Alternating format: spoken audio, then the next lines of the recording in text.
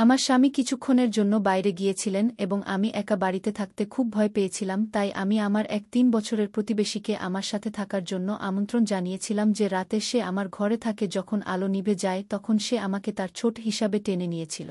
এটা এমন কিছু ছিল, কোনো সমস্যা নেই, কিন্তু সেই এক ৩ বছরের ছেলেটি হঠাৎ গভীর রাতে আমার সাথে এমন কিছু করল যা দেখে আপনার চোখ কপালে উঠে যাবে। আমি কল্পনাও করিনি সে আমার সাথে ছিল। আমার নাম সাফিয়া এবং আমি যতবারই সিঙ্গেল থাকি wake up to sweep or fetch water. এক ৩ বছর বয়সী প্রতিবেশী সবসময় তার জানালা থেকে আমাকে দেখত। কিছুদিন আগে সে তার মায়ের সাথে এখানে থাকতে আসে। এই সম্পর্ক কোথায় গিয়ে দাঁড়াবে ভাবতেও পারিনি। দরজা বন্ধ করে বেরিয়ে এলাম। আমি সাগরকে বললাম ভালোবাসার কথা বলতে। আমার স্বামী আমাকে বাইরে যেতে দেয়নি। সেদিন আমার নতুন প্রতিবেশীর সাথে দেখা করে ভালো লাগলো। আমি প্রথমে তাকে শুভেচ্ছা জানালাম এবং বললাম, আমার নাম হ্যালো, আমি আসিমা, তুমি এখানে নতুন? সে বলল হ্যাঁ। তারপর আমি তার নাম জিজ্ঞেস করলাম, সে বলল। তারপর আমি সেই ছেলেটির সাথে কথা বলার জন্য তার হাত বাড়ালাম, কিন্তু সে হাত তুলতে রাজি হলো না। হয়তো সে মায়ের সাথে ছিল তাই। ওর মা বলল, তোর আন্টিকে হ্যালো বল। মা বললেন। উনি হাত তুলে বললেন, ওর নাম সাগর। আমি আরও কিছু কথা বলার প্রস্তুতি নিচ্ছিলাম, তখন সে বলল, আমি একসময় কথা বলব, এখন সময় হলে আমাকে বাইরে যেতে হবে। তারপর আমি বিদায় জানিয়ে ফিরে এলাম। পরের দিন সকালে বাড়িতে আমি পোহা বানিয়েছিলাম। আমার স্বামী অফিসে যাওয়ার পর আমি আরও পোহা তৈরি করতে চেয়েছিলাম। আমি একটি টিফিন পোহা ছিলাম।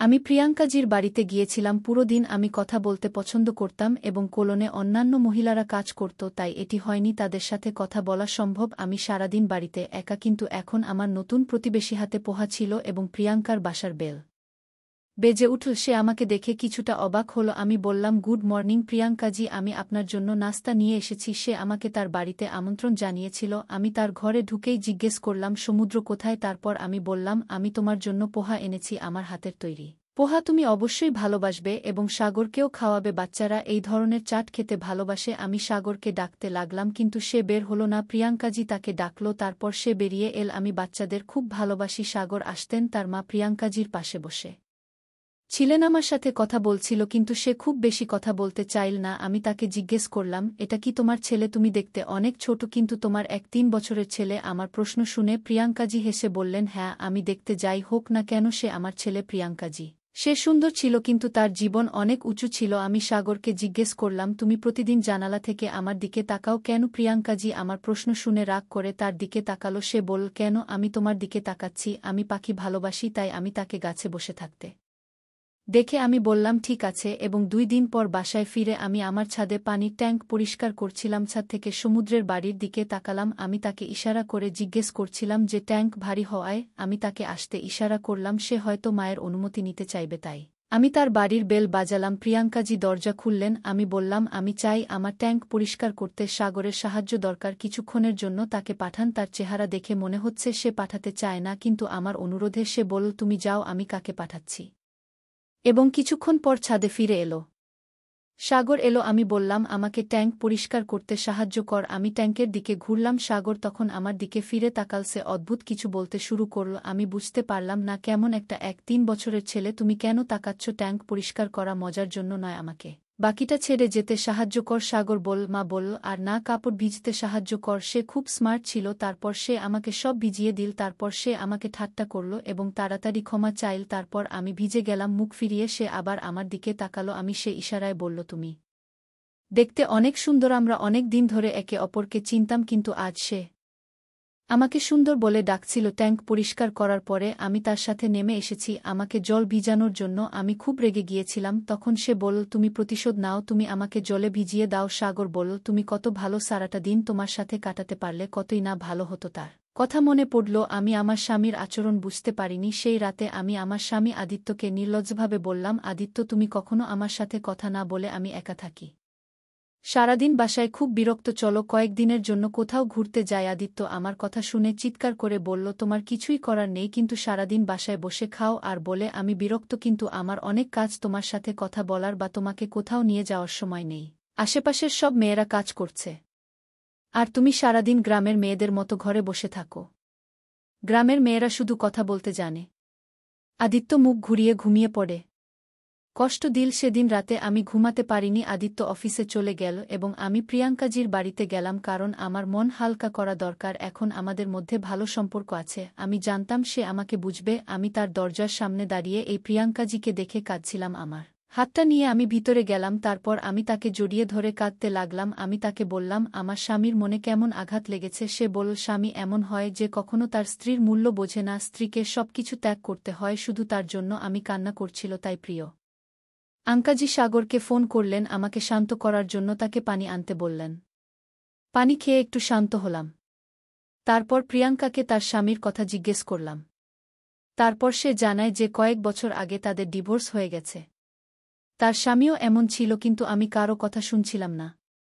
সে আমার সাথে কথা বলার সময় তার ফোন বেজে উঠল এবং সে ফোন নিয়ে তার বেডরুমে চলে গেল। যখন সাগর আমার সামনে দাঁড়িয়ে ছিল, সে আমার কাছে এসে বলল, হ্যালো দোস্ত, আজ আমার খুব কান্না পাচ্ছে। সাগর বলল, আমার বন্ধু চোখের জল পছন্দ করে না, তার চোখ আমার অশ্রু মুছে। সে আমার সাথে খুব বুদ্ধিমত্তার সাথে কথা বলছিল। সে কিভাবে বুঝবে স্বামী স্ত্রীর কথা? আমি তাকে বললাম, কি বলবো, আমাদের স্বামী স্ত্রীর ঝগড়ার কথা খুব ছোট, তোমার এসব বোঝার ক্ষমতা নেই। তখন সে আমাকে বলল, আমি ছোট ভুল করিস না। ভাবতে ভাবতে আমি খুব বুদ্ধিমান, আমি আমার মায়ের সব কথা শুনেছি, তাই আমি আঙ্গুলে খুব রাগ করেছি। এত সুন্দর বউ ব্যথা করেছে, এমন হওয়া উচিত নয়। আমি চাচার কাছ থেকে এই কান্নার প্রতিশোধ নেব। মাঝে মাঝে সাগর আমাকে কাঁদতে হাসতে বলে। দিন পর কিছু সময় আমি আমার বাড়িতে ফিরে গেলাম। সেদিন সন্ধ্যায় আদিত্য আমাকে ফোন করেছিল। সে আমাকে বলল যে তাকে 3 দিনের অফিসের কাজে বাইরে যেতে হবে। আমরা 1 বছর ধরে এই নতুন শহরে আসিনি। আজ পর্যন্ত আমি আদিত্যকে ছাড়া রাতে একা যাইনি। আমি হ্যাঁ বললেও আমি একা রাতের খাবার শেষ করে তাকে খুব ভয় লাগছে। প্রিয়াঙ্কাজি রাজি হননি। তিনি বলেছিলেন যে আমি আমার বেডরুম আমি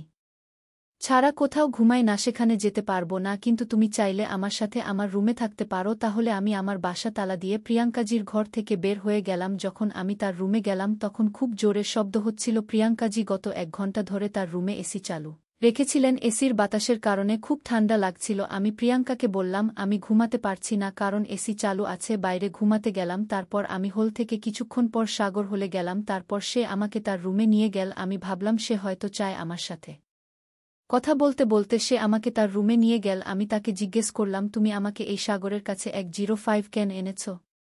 বলল, আমি তোমাকে এখানে নিয়ে এসেছি বাইরে সোফায় ঘুমাতে, তুমি ঘুমাও। সাগর আমাকে তার রুমে শুতে বলল। আমি আমার বন্ধুর কোনো প্রকার কষ্ট সহ্য করতে পারব না। তারপর তার বিছানায় তার পাশে শুয়ে পড়লাম। 7-8 মিনিট হয়নি আমি শুইয়ে দিয়ে সাগর তার চাদরটা আমার উপর দিয়ে দিল। এই আচরণ আমার মোটেও ভালো লাগছিল না। আমি সেই চাদর থেকে বেরিয়ে আসার চেষ্টা করছিলাম, কিন্তু সে আমাকে বের হতে দিচ্ছিল না। তখন হঠাৎ প্রিয়াঙ্কাজি সেই ঘরে এসে আমি আমার সমুদ্র থেকে রক্ষা পেয়েছি, কারণ আমি ভাবলাম সে একটি 3 বছর বয়সী ছেলে, এই পৈশাচিক রূপ আমার সামনে হাজির। তখন প্রিয়াঙ্কাজি তাকে বকাঝকা করে আমাকে ওই ঘর থেকে বের করে আনেন।